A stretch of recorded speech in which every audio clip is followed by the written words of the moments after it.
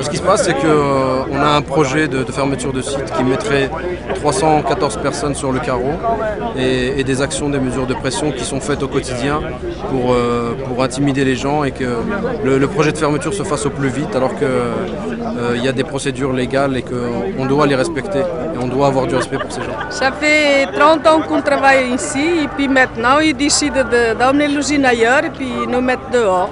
Comment on se sent? Je pense qu'on est tous en colère parce que depuis le rachat d'Exide, le rachat de Fullman par Exide en 95, ouais. Ça a été plan social sur plan social, fermeture de site sur fermeture de site, à savoir Nîmes, Nanterre, Vierzon et maintenant Auxerre. Donc on est vraiment en colère parce qu'ils détruisent le tissu industriel français. Des boîtes qui ferment, des boîtes qui licencient, il y en a partout. Mais partout en plus, il y a le visage de ceux et celles qui, comme vous, résistent. Et on est beaucoup plus nombreux que ce qu'on voudrait bien croire. Et l'aspect frustrant, c'est qu'on se dit, bordel, si on mettait simplement au même endroit, au même moment, à la même heure, tout ce monde-là, pour taper avec le même marteau sur le même clou, et ben ça obligerait à discuter du vrai problème, qui est des licenciements et des fermetures d'entreprises dans les entreprises aujourd'hui qui font des bénéfices. C'est injustifié la décision du groupe de retirer le site d'Auxerre qui rapportait de l'argent. Malheureusement, il a profité de la situation économique pour fermer le site et d'aller ailleurs et ramener tout le savoir-faire à l'étranger pour gagner plus de profit. Donc les deux choses qu'on peut faire concrètement, parce que le but du jeu c'est de voir comment on peut être le plus utile et le plus efficace pour votre mobilisation. La première chose c'est relayer votre conflit, ça vous pouvez nous faire confiance, à chaque fois qu'on nous tendra le micro, on en parlera.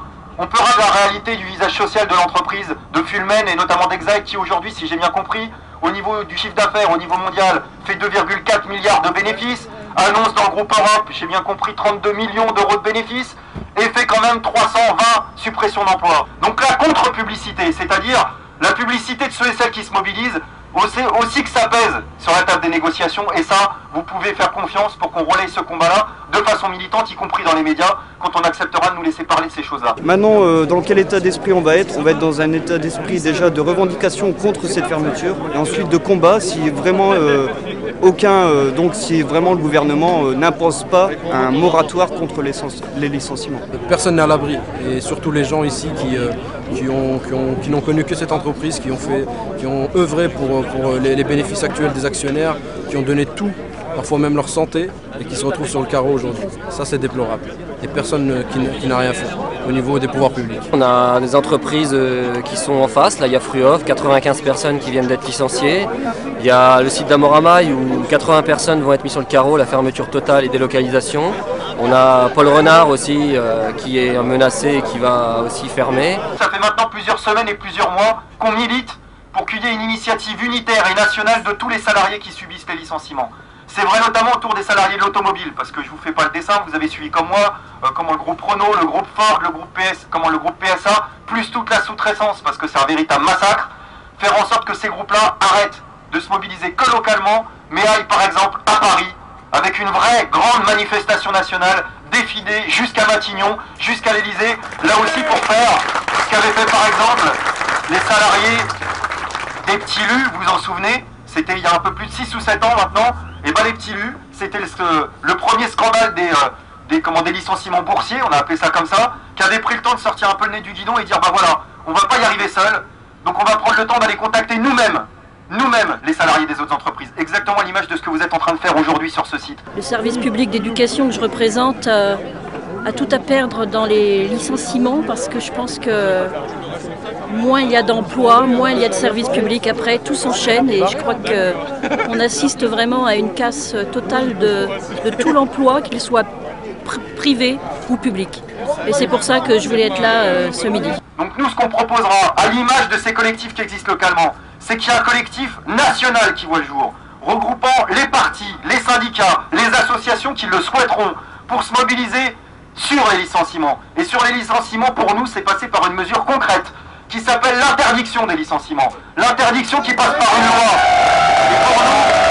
Et pour nous, c'est pas un slogan. Pour nous, c'est pas une utopie. Ça fait plusieurs années qu'on milite pour une loi qui interdise les licenciements.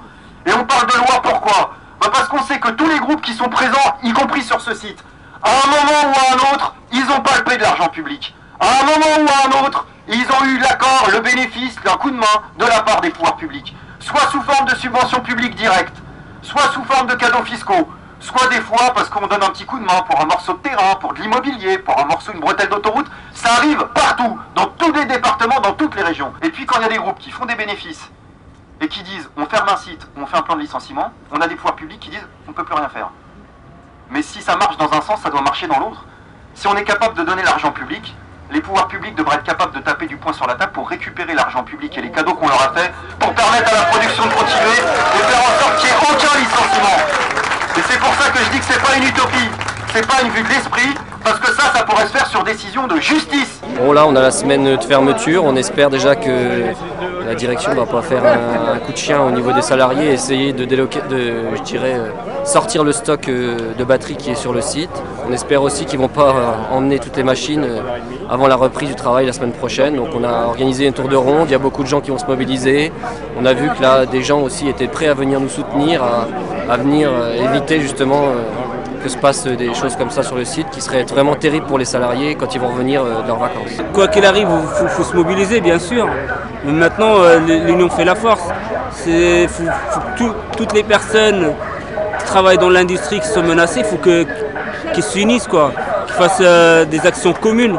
Plus on est nombreux, plus on peut agir, quoi.